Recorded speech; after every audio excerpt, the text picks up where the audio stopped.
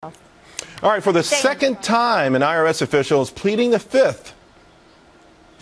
Mr. Chairman, on the advice of counsel, I respectfully decline to answer any questions and invoke my Fifth Amendment privilege to remain silent.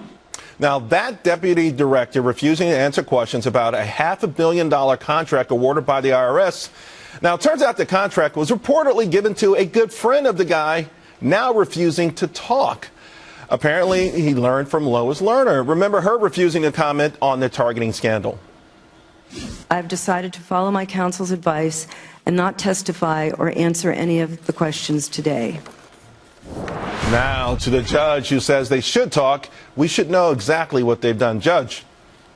Charles, it's very, very frustrating to the American people, to those of us who watch this for a living, you from a financial point of view, me from a legal point of view, and to the American taxpayer. We are their employers. They are our employees, and they are privileged not to answer our questions. If Roger Ailes, who runs Fox, put me into his office and asked me questions relevant about my job here, and I refused to answer, he could fire me and I have every right to do so, because he's not the government.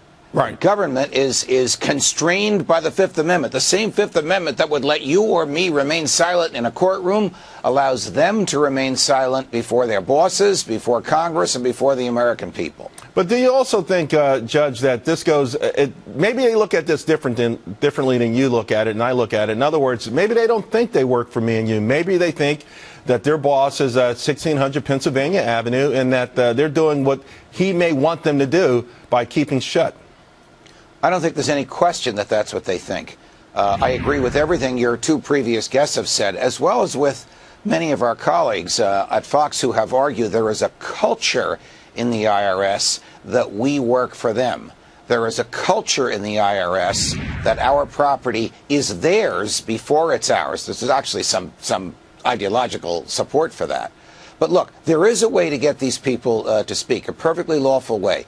If the Congress were to give immunity to one or two of them, it would take a vote by both houses of Congress, they would lose their Fifth Amendment protection. They would then have an obligation to speak, and if they didn't speak, they'd go to jail until they spoke. The other way is to charge one of them with a crime, but that involves the executive branch. The Congress doesn't prosecute. And I really don't think we're going to see the day where a federal prosecutor working for the Obama administration decides to charge one of these people with a crime. The third thing the Congress can do is to remove their personal immunity. This nonsense about paying $1,000 an organization coming from taxpayer dollars, if it came from the personal assets of the IRS agents and management who abused their authority, then you'd see that abuse stop overnight. Well, I think if you gave them all three of those options, the last one, they probably wouldn't take it all. The first one, the immunity, I think a few may grab. But here's the thing. How do you feel? You're watching the proceedings. Because when I watch it, it feels like there's one set of people, mostly the Republicans, trying to get at the answer, and another set of people, and I hate to say it, but the Democrats who are really playing defense, that they're blocking, that they're tackling, and the truth, is it going to be able to escape, or are we ever going to find out the truth the way it's going right now?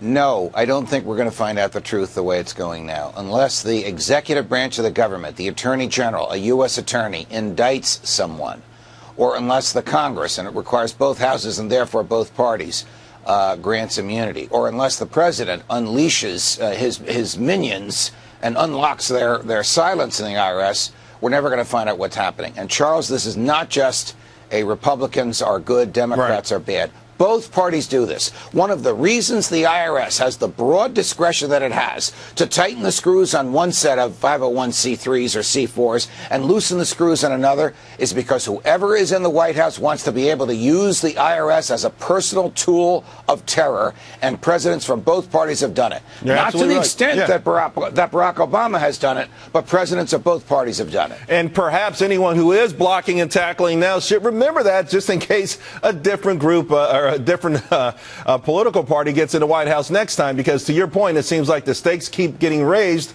and the big losers from all of this seems to be liberty and the American people. You got it. And our property, and our assets, and our hard-earned dollars. Want to keep going? Hey, Judge, you know what? You've been preaching this stuff from day one, and almost every time I pick up the paper and read about it, I think of you first. I appreciate you taking out the time tonight. You're very kind, and it's always a pleasure to work with you, Charles. Thanks for having me. Thanks. Now,